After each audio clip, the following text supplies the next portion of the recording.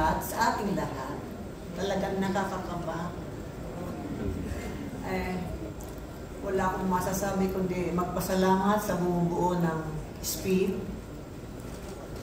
ng EDIS,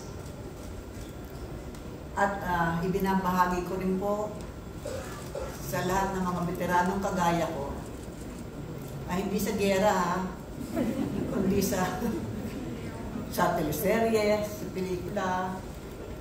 Ibinabahagi ko rin sa kanila lahat ang napakagandang karangalan na ito ay pinagkaloob po sa akin.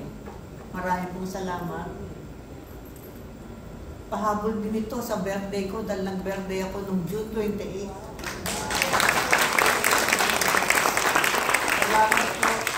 78 ako noong araw na yun. At salamat sa mga kapwa ko veterano noon at ngayon. Ay, napanggit ko yung noon at ngayon.